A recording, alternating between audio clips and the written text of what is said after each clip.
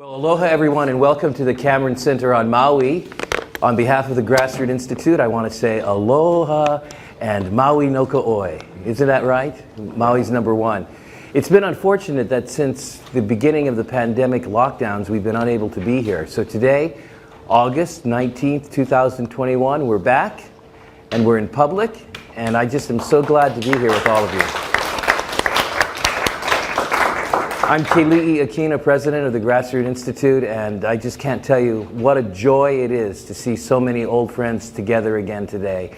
And just to be here eating lunch together, enjoying our conversation and learning from all of you, well, that's a delight. And I want you to know today we want to hear from you. We want to hear your questions, so at the end, our guest speaker will be available for questions and answers, and we're going to broadcast what we have here. We're going to circulate it to all of our membership, our friends, and those who watch the programs of the Grassroots Institute. Let me just wave to a couple of staff that are here with us today and say aloha to them. Our Executive Vice President and Coordinator for our Maui work, Joe Kent, he's in the back. Say hi to Joe over there. We've also got Jamie Chapman, who's been taking care of events for us. Jamie, hi. And outside, Sean Mitsui. Thank you for being here, Sean, and all your work. You know, when we went to school, we gauged our performance by what kind of report cards we got. And how many of you remember going home with that anxiety as to whether your parents had actually gotten your report card? Did some of you ever hide the report card? But you know, government doesn't work well unless there is a good report card system in place. And there's a lady who has gone around the country, and I dare say she is feared, and governments tremble with trepidation when they hear that she's on her way. That's my good friend Sheila Weinberg. Sheila went to school at the University of Denver, got her bachelor's in accounting, went on, became a CPA, and served in many capacities helping government leaders understand what their books really said. It's not always the case that government leaders wanted to hear what their books really said. But she instituted a program of evaluating government performance in the area of finances and has an organization called Truth in Accounting. Now stop there for a moment. Truth in Accounting. We usually think of accounting as being truthful, but the fact is the way governments do their books is not always truthful. Sheila set up a grading system, and in the most recent report, the state of Hawaii got a grade of F for our finances and how we're handling them. And there are lots of things that people aren't really aware of that are going on in our finances, lots of things that aren't being reported. She's here today on Maui to share with you also the grade that Maui got, and I'll hold that in suspense for a moment as well. But in any case, I want you to give a warm welcome to somebody who has worked closely with the Grassroots Institute, who has consulted with us, who's helped us to do our job better here in the state of Hawaii in terms of holding government accountable for the sake of the benefit of our citizens. Please welcome Sheila Weinberg. Sheila? Thank you so much for being with us today. We have a microphone for you right here. Oh, okay. Do you want me to use the handheld or the... Both of them. Oh, both of them? Thank you. Awesome. Perfect. Well, thank you so much for having me. I really appreciate it. Thank you for coming out during this crazy time. Hopefully, I spoke once to a group called the Log Cabin Republicans. Have you heard of them? They're actually gay Republicans. And when I got done, one of the gentlemen said to me, "Well, Sheila, when I came in, I was happy and gay, and now I'm just gay." I asked. So today, so we're going to play Jenga today, and this is an interactive exercise. So you guys are going to come and help me play Jenga.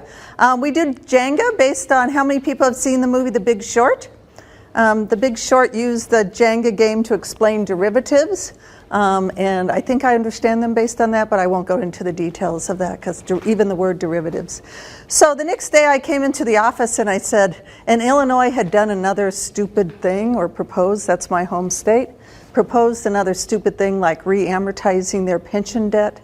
which sounds totally innocuous, but it was where they were just going to, it's like your credit card, and instead of paying it off over 60 months, you're going to now pay it off over 120 months. And that was their way to fix things. And I'm like, it's just like a big bad Jenga game where they just keep on pulling the blocks, and they're going to make Illinois' finances crumble. And so we found the same thing here in Hawaii. They're doing very similar things. Not as Illinois is the poster child for doing bad budgeting, but there are things that are going on here. So we're going to play Jenga. Since it's my game, I get to play first. When you come up and play Jenga, you cannot take a block that is above the Hawaii finances. So I'm going to take the first block out, and I'm already making it fall down. Your state is so flimsy, it's already falling down. And then you read the block. It says balance your budget. So on the back of the sheet, Patty, if you can read your state's balanced budget requirement.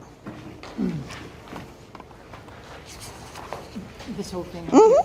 General fund expenditures for any fiscal year shall not exceed the state's current general fund revenues and unencumbered cash balances, except when the governor publicly declares that public health, safety, or welfare is threatened as provided by law.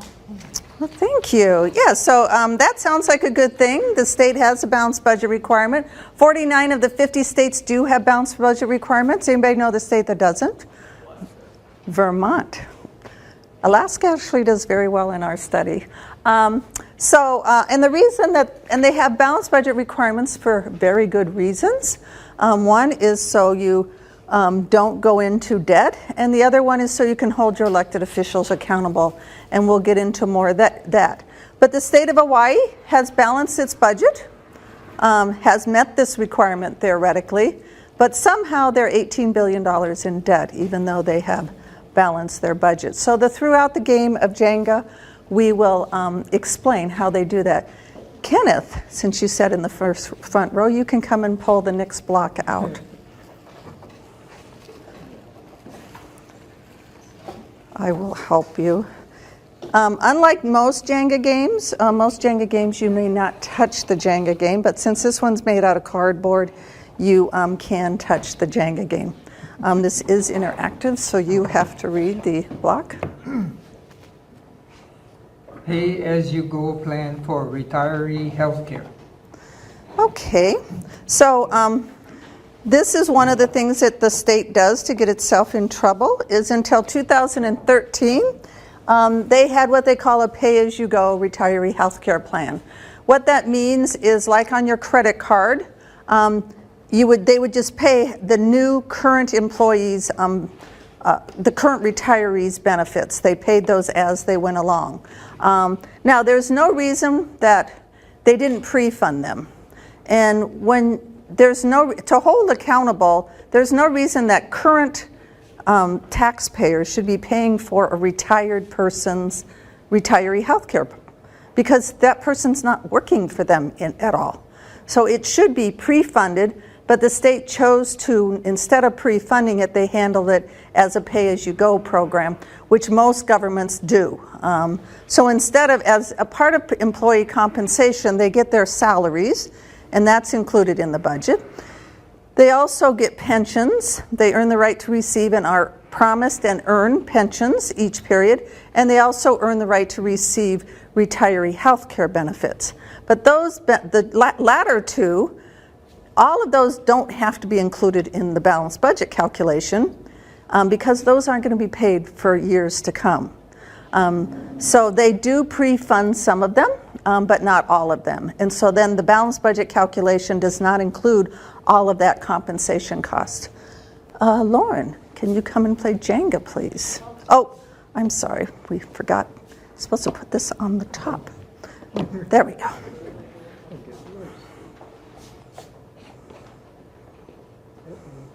I will help you. Record loan proceeds as revenue.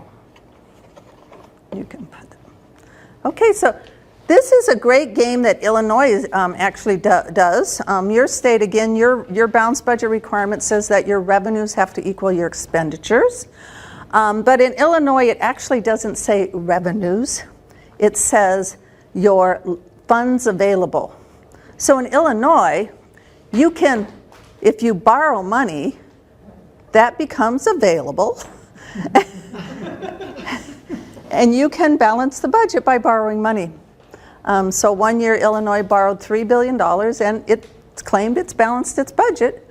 Now, in yours, back to Patty reading the requirement, at the end of it, it says, Patty, what does that say? Except When the governor publicly declares the public health, safety, or welfare is threatened as provided by law.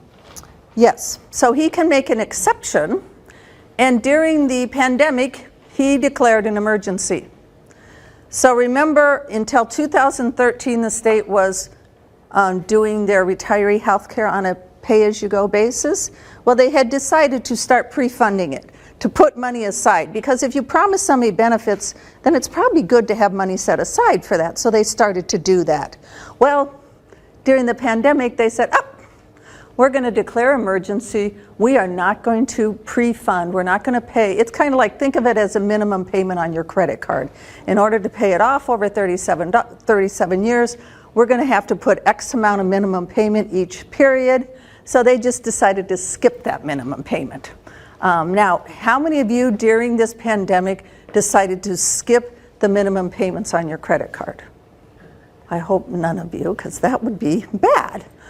Well, they're not. They went ahead, and in 2020, they did not. They just decided to take a holiday, a contribution holiday. So they didn't pay the $408 million, but they still balanced the budget. And the actuaries, the number people, estimated that over the next 37 years, since they didn't pay that $408 million, they're going to have to contribute $922 million to make up for that shortfall. Justin, correct? Please come and play Jenga.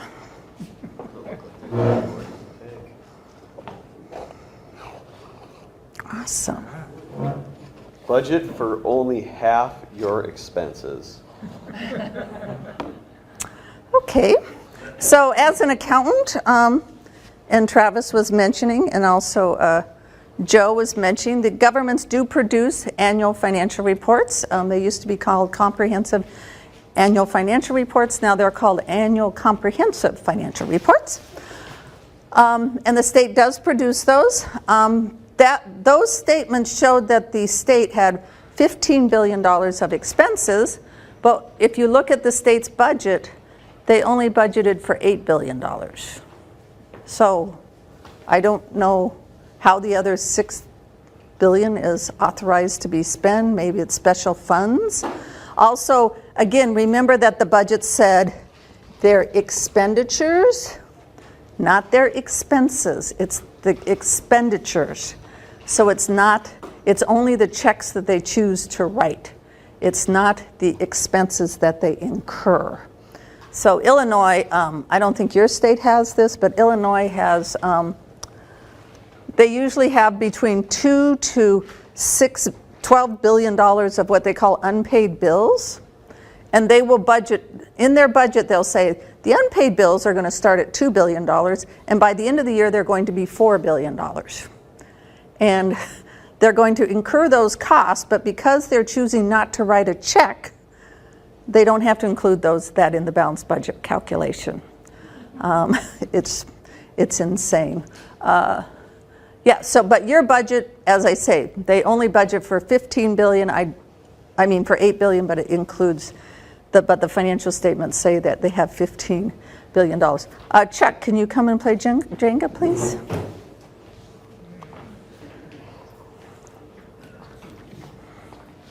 Yeah, well, Do not destroy the Hawaii's finances. Or we already, well, we can't do that one anymore. No, you can't do that low. Hi, sorry, nice try. That won't work. Oh, man. All right. Okay. Whoa. Pretend pension assets will earn 7%. Chuck, you have to put it at the top. Sorry. Thank you. because I don't want to cause it to fall down. All right, so as I was mentioning, the pension benefits, the pensions, the state does have some assets. They have pre-funded some of these benefits. Again, think of it kind of like if you have a Christmas fund and you put money aside for that Christmas fund, you have those assets available. So how many of you people think that over the next period of time you're going to earn 7% interest on your investments? Okay. Well, the state's actuaries and pension plans believe that they're going to earn 7% interest on their pension plans. Now, one of the reasons that they keep this number so high is because you have to think about it. If the pension assets earn a lot of money, then that means the less they can contribute to the plan. Because if it only earns a little bit of money, then in order to pay the promised benefits, you have to contribute more. So the politicians, because they have that balanced budget requirement, and if they write a check to the pension plan, then they might have to raise more money or cut spending elsewhere, and they don't want to do that. So they want to keep your pension contributions as low as possible. So the higher your pension assets earn, or at least you pretend they're going to earn, the less contributions you have to pay. One of our friends went to a hearing in California, and they spent days saying our rate of return, our pension asset number is 7%, it's way too high, and they spent days, and everybody agreed, and everybody who came in, and the last person who came to testify was the state's comptroller, and the state's comptroller said, oh, by the way, if we reduce this contribution rate, the discount rate, they call it the discount rate, our contributions are going to go up by X amount of money. The legislators all closed their books up and decided not to change the rate. Now, if the assets don't earn that rate, what they assume they're going to earn, then guess what happens? Who makes up the difference? The taxpayers. The benefits are the same no matter how much the plan earns. And last year the plan earned 2.1%. So the taxpayers are going to have to make that up unless in future years the pension assets earn more. Let's see, Alan, can you come and play Jenga? Don't destroy the state. Its finances.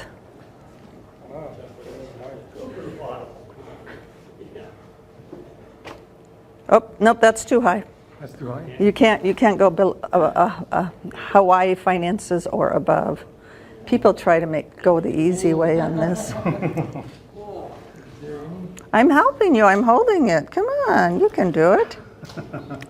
He must be an engineer. You can, anything below this is acceptable.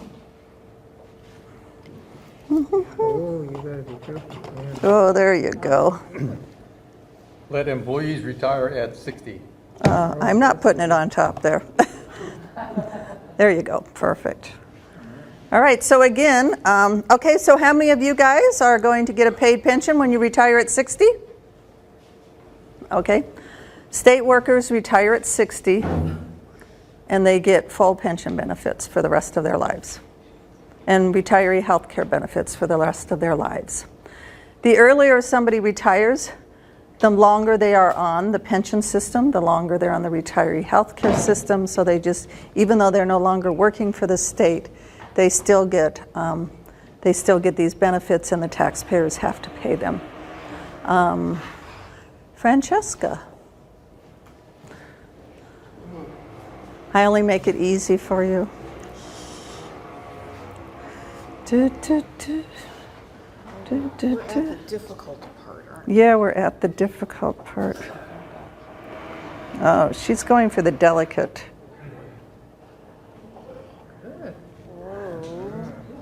Offer generous retiree health care benefits.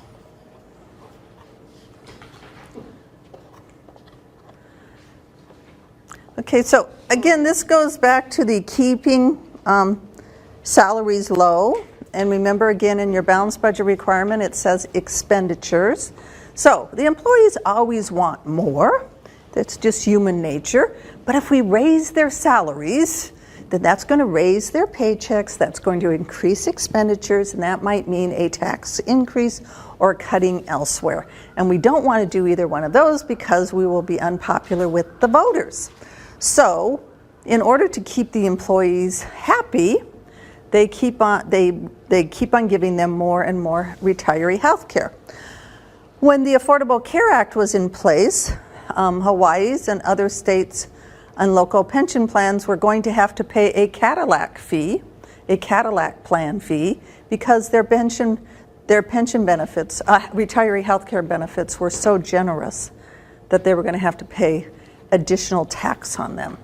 So in Hawaii, if you retire, and again you're retiring at 60, before 1992 you could retire at 55, but now it's up to 60. You get medical, you get dental, you get vision, you get life insurance, and how many of you are paying for a Medicare supplemental premium? The state pays their Medicare supplemental premium. So obviously, again, that just increases, and Hawaii's retiree health care benefits, they're going to get $11 billion. So people who are current retirees or future retirees, they're going to get $11 billion of health care benefits. And how much of that is unfunded? $9 billion of that is underfunded. It kind of reminds me, I was telling Joe about the last time I came to Hawaii. I came here because we'd issued one of these reports, and one of the House members, Gene Warden, had read it and had me come out for a debt hearing. So I'm on the plane, excited to come to Hawaii to do a debt hearing, and I'm reviewing all my presentation, and most government schedules come in thousands. So I was going over my presentation, and then I noticed, like, our schedule said that the state had $9 billion of unfunded retiree health care benefits. But I'm looking at the schedule and it says 9,00. So that would mean 9 million. And I'm like, oh, that sounds like a better number for a state the size of Hawaii. 9 million would be more appropriate. Oh, my heart sunk to the bottom of the ocean floor, because without this error of 9 billion instead of 9 million, they really didn't have that much debt. But unfortunately, that schedule was in millions. So unfortunately, your state does have $9 billion of unfunded health care debt. Again, that future taxpayers are going to have to pay. Those workers are not working for them. Travis, do you want to come and he'll figure this out. I'll give him a clue. Where do you want me? Here? Wherever you want to be, wherever you're comfortable. So just a second. Okay, so what you'll do is you'll push one of them toward the center. You can push it toward the center so it won't fall down. Push it toward the center so it won't fall down. Serious? Yep, serious. Okay, then take the other one.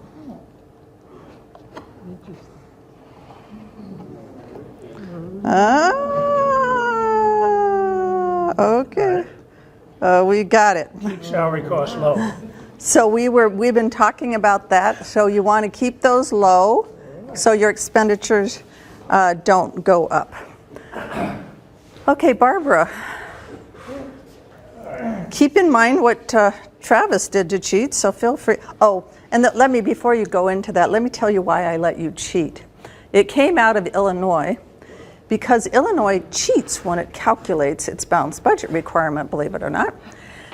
If you read Illinois' financial report, the comprehensive annual financial report, which is an audited financial report, it states, deep on page 132, they quote the balanced budget, the state budget law, and then right below it, it says, revenue and expenditure estimates have not been provided in accordance with these provisions. So, in other words, you have the comptroller, a constitutional officer of the state of Illinois, saying that the state of Illinois is breaking the law. So that's why I let you cheat. Any ideas here? This is what the legislatures have to do to try to figure out the balanced budget. They have to get very creative. So it has to be below what? Below this. So I would recommend you pushing that in and then stealing that. There we go. Okay.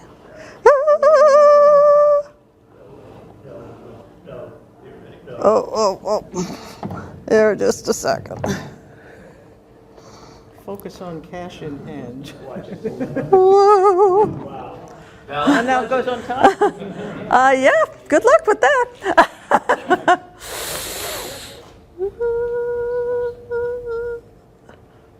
Woo.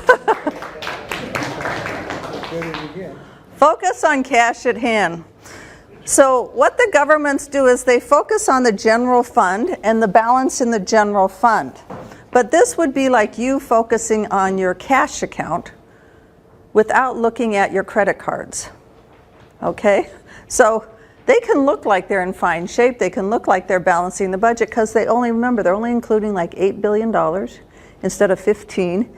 And they just look at the balance, the cash account balance. They don't include all the accruing pensions, all the accruing retiree health care liabilities. So again, they can balance their budget. Life is fine.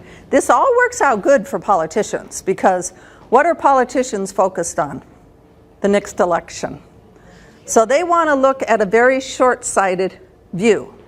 But it doesn't work out for the taxpayers because they continually make long-term financial decisions that's going to affect the taxpayers for years to come, but they don't have to focus on that.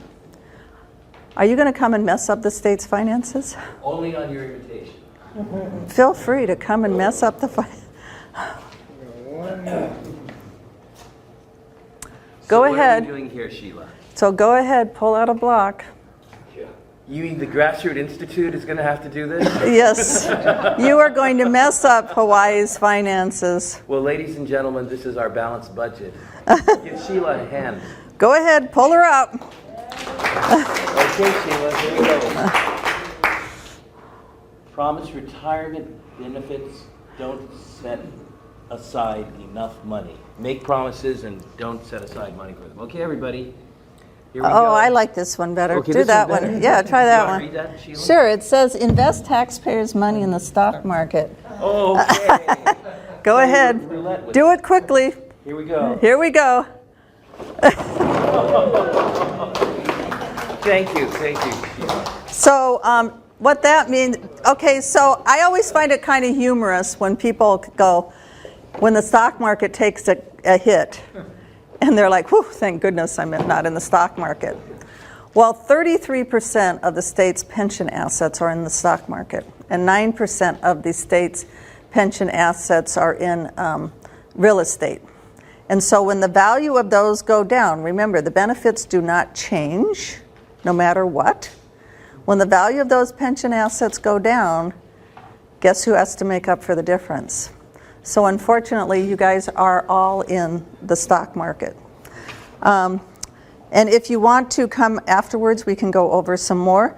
So what you can do is you can obviously, did you guys sign up? Did you guys bring in morning call? Did you guys sign up for morning call as they came in? Great. Yes. Morning call is a daily, why don't you bring the sheet in and they can sign up. It's a daily email that my research director, Bill Bergman, prepares. He does federal, state, and local government budgeting and accounting stories every single day. Sign up for that. We have a website, which we can demonstrate if we have time, called Data Z, which allows you to compare Hawaii's finances to other finances. And then we don't include just finances, we include things like economic things, demographic things, and other financial things, which you can compare the state. So for example, one of the data points in there is the number of attorneys you have. Oh, how many attorneys do we have in here? The number of attorneys you have in a state, and we do find a direct correlation between the number of attorneys you have in the state. The more you have, the worse financial shape the state is in. Just another. That allows you to do, you can look at your state. Oh, yeah, why don't you go to, he stole the mouse. Oh, that's all right. And then the other thing you can do is, obviously encourage other groups to have me speak, donate to our efforts and to grassroots efforts. And then we also have, and Joe has watched this, on how to read your own financial reports. So I did do a financial state of Maui. We didn't do a hard copy, we just put the numbers together. You can contact me if you want a report like this done for Maui. Unfortunately, the news was not good. They have $866 million of money needed to pay bills. $866 million. That works out to be about $14,000 per taxpayer. Then you have to add that on. So that's just for Maui, and then you have to add the state on top of that, which is $37,000. So you're at $51,000. So what this represents, our taxpayer burden, the reason we call it a burden is because future taxpayers are going to be burdened with paying those taxes. And again, it's like a credit card. They've already charged that cost up. You're not going to receive any government services or benefits for those taxes because it's already been. It's for retirees that have already retired. So Well, thank you very Let's much give a for big having. hand to Sheila. That's just tremendous, that presentation. Stay up here, Sheila. Wow, isn't that something? You came in here maybe not knowing that as a state taxpayer, you owe $37,000 in debt. And that as a Maui taxpayer on top of that, it's up to $51,000. That's incredible. And Sheila brings revelations like that all the time. But Maui only got a D. They didn't get an F. Only the D for Maui. All right. And by the way, she did do Honolulu County. They got an F. They got an F. We want you to ask whatever questions you have for Sheila at this time. We have a few minutes left. Just raise your hand and we'll bring a microphone over. Nope. Oh, great. Okay. Go ahead, Chuck. Is it really true that Alan Arakawa, who was mayor once, and then he skipped a term, and then he was mayor again, does he get 2 pensions? I do not believe so. I heard he does. Okay. Well, in the world in which we live, that's a fair question. Yeah, because you only have one pension system. In Illinois, because we are the poster child of bad finances, in Illinois, in my little village, we call it Glencoe, there was a gentleman who was a police officer who eventually became the police chief. He was on the Glencoe Police Department's pension plan. He retired from that at 50, I think it was 50 because he was a police officer. And then he became our village manager. Well, the village manager is not on our local pension plan. He's on what they call a multi-employer plan. So it's an Illinois Municipal Retirement Fund. So he worked 10 years to become fully vested in that plan. And so he does get two pensions from the same taxpayers, a police pension and then one for him being village manager. But Chuck, here in Hawaii, the employee retirement system applies both to the state and to the counties. They're in the same boat. We have a question in the back. Pam Tumpak, the Maui Chamber of Commerce. Good to have you here today. Great to be here. I'll try not to publish this report first, to scare businesses away. No, we like to have the information. Okay. Actually, I was on the panel with you when you spoke for Teamwork. Oh, awesome. Great to see you again. Nice to see you too. So we know the Maui number and we know the state number. What's the federal number that we all have as well? So the federal government, I won't answer that directly. The federal government, right now they have, they'll report and tell you that their debt is $27 trillion, I believe. Is that what it's up to? Yeah, 29 billion. It's that number that keeps going up. Yeah. This is what the federal government will report. The truth is almost 134 trillion. And then each taxpayer's share, this is about a per house, and the whole number is a mere 855,000. The difference between the two numbers is how many of you believe that the federal government owes you Social Security and Medicare benefits that you've been promised? Okay. The federal government does not believe that they owe you those benefits, and so they do not record Social Security or Medicare as a liability on their balance sheets, because they believe that they can change the law at any point in time and take those benefits away. When you're, quote, contributing into the Social Security system, you are not contributing into the Social Security system. It is a pure and simple tax. And whatever you contribute, there is also a quote I can give you. I can't remember off the top of my head, but there's a quote that the quote, contributions or taxes you pay have nothing to do with the benefits that you're going to get. Incredible, isn't it? Who's next? Justin. Justin over here. Go ahead. I guess what is Could you put the microphone up to your mouth? Good. So what is the solution or moving forward? Like I have 2 young boys and I'm a member of this community. Like, what do we do to fix this problem? Great question. Sheila, what's the answer? Okay, so the answer is, one, I'm very glad you brought up the question because I have done my job. That you understand that there is a problem. Previously, you've been told the budgets are balanced, everything is fine, and now you understand the problem and that something needs to be done. In order to fix this, I'll turn it back over to the Grassroots Institute. How would you are going to have to either raise taxes or revenue, or you're going to have to cut spending or benefits. Well, we have to, or all the above. Right. We can't just put them against each other. I think we have to take a look at each piece of this puzzle, like the Jenga, and see why it's not well-founded. For example, the employee retirement system.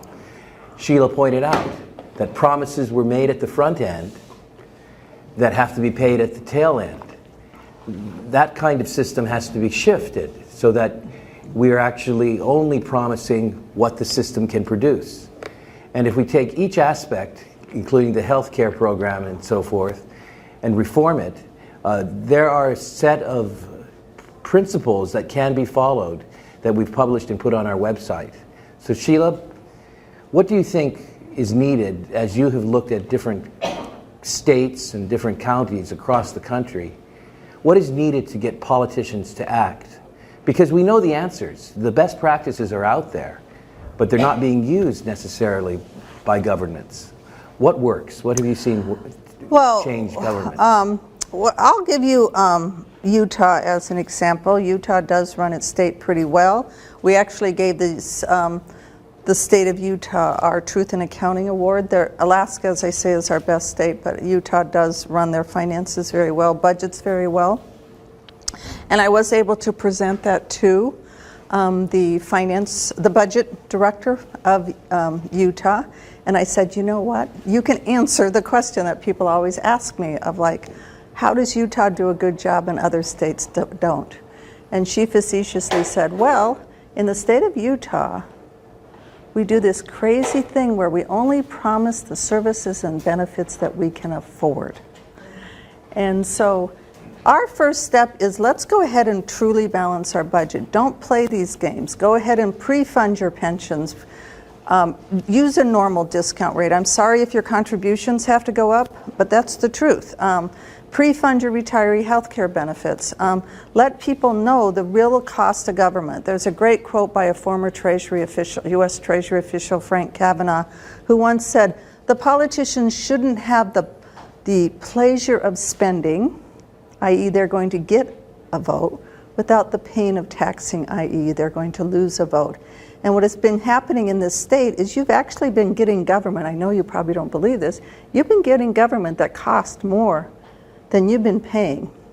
And so you either need to reduce that cost but you're not going to be able to reduce that cost until people understand the cost. And the way they're going to understand the cost, Grassroots Institute might not like this, but the way they're going to understand the cost is you have to say, if you're going to have this government of this size, here's how much taxes you're going to have to pay. Now, do you want government do you want to have to pay that much in taxes? And if you don't, then where would you like me to cut? What benefits would you like to cut? What services would you like to cut? But if you're not upfront with the public, if you don't use truthful accounting, truthful budgeting, we have something called fact-based budgeting, which would require you to use the truthful numbers and let the public know how much government really costs.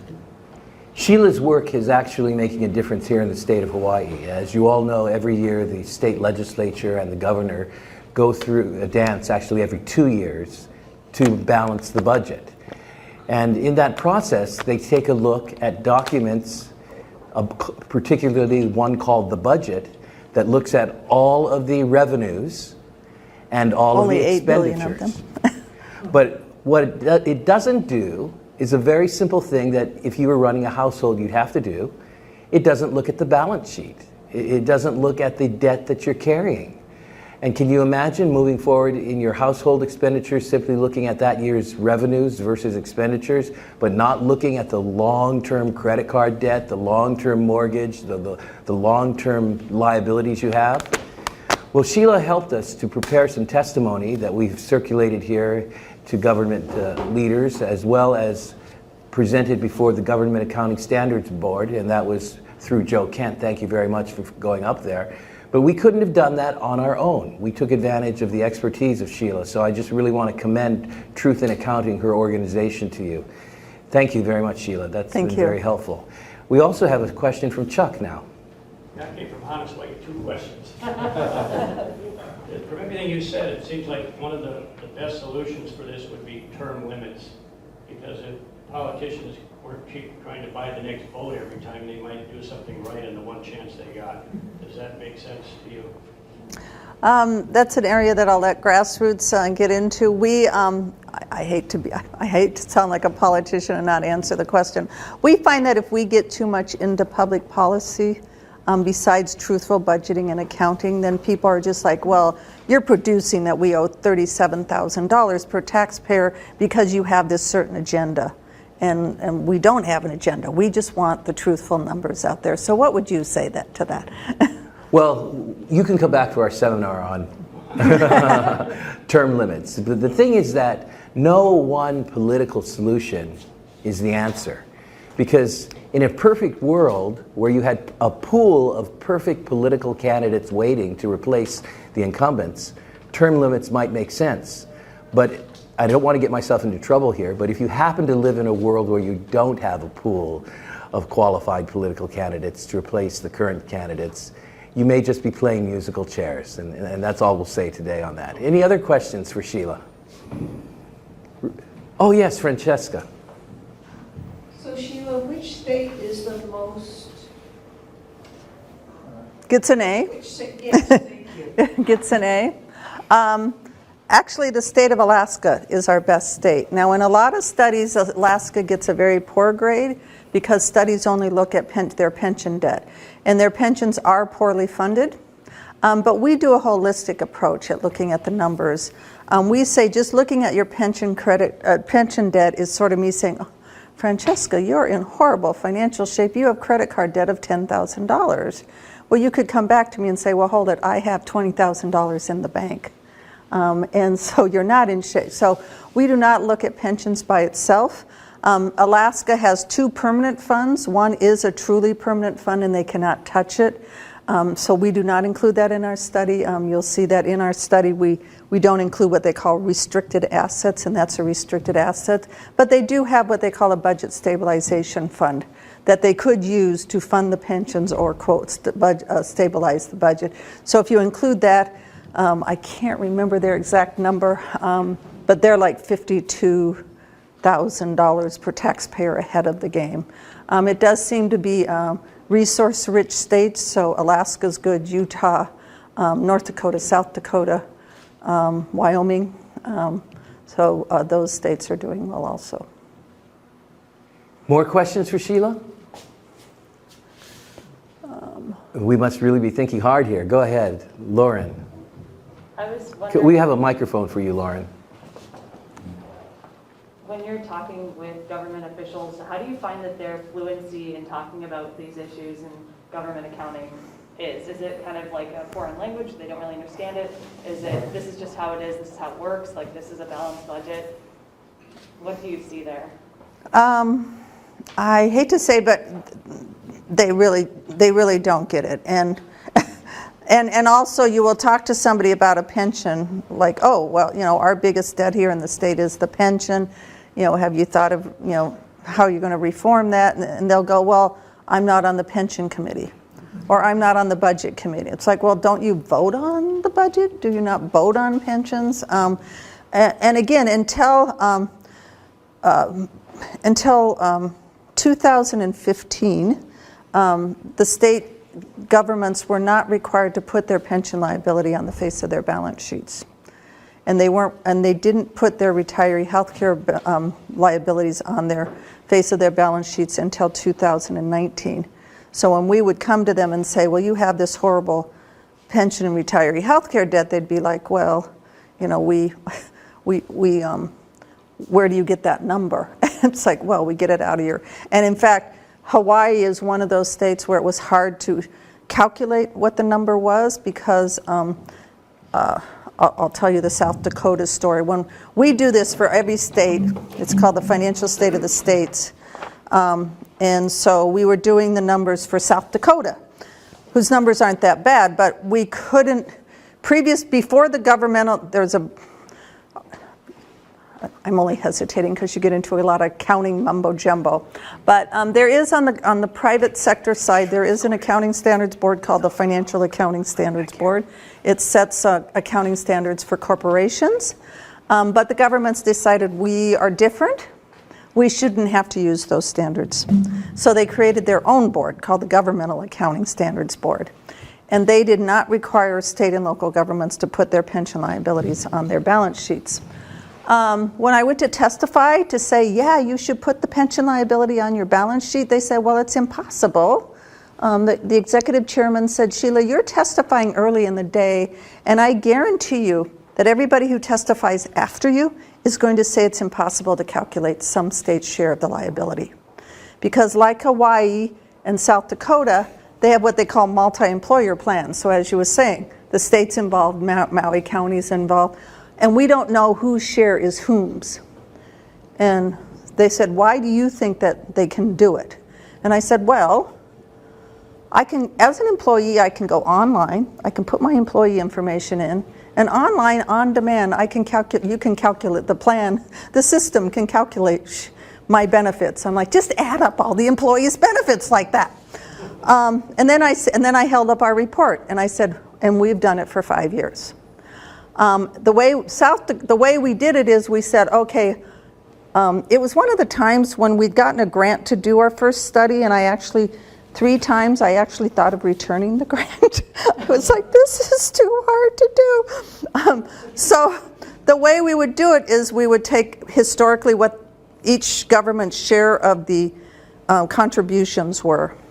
And calculate the state share or the city share based on that. South Dakota, we could not find a list of their contributions. So I called the state financial person and I said, could you tell me how much the state's share of the liability is? He's like, no, we don't have that. I said, well, how much did you contribute to the plan? He's like, I don't know. I'm like, well, didn't you write a check? He's like, no, we just transfer money. He said, contact the pension people. So I contacted the pension people, and I was surprised she did it in an email, but in an email she said, we do not keep track of the contributions or the liability by employer, by the state. We cannot tell you. And we had to do it by, we finally found a schedule that had how many employees were state employees and how many, and that was the only way we could do it. But before that, even the pension plan actuaries didn't know what the state's liabilities were. You can't, one problem I have with, and I don't know the answer, I do not know what option number 2 is, but who are the ultimate managers of these defined pension contribution plans? The legislators. And you can't tell me the legislators understand the actuarial schedules and the investment rate of return and the discount rate and they just make one of the blocks. If I did this for Idaho, we just did Idaho's numbers, and one of the blocks I would pull out is Idaho. They were making great returns on their investments. So, and keep in mind that they use this 7%, but it's supposed to be an average. So some years it's going up, and they're in the up phase. They're making good, but sometime it's going to go down.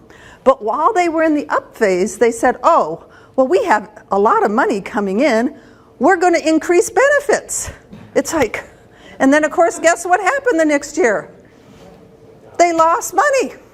So then, they went from overfunded pensions to $2 billion underfunded pensions in one year because they added the benefits and then they lost the investment income. So the legislators, I just don't think have the wherewithal. And even if they're really smart and they understand all this, they're going to make decisions based on politics, not based on finances.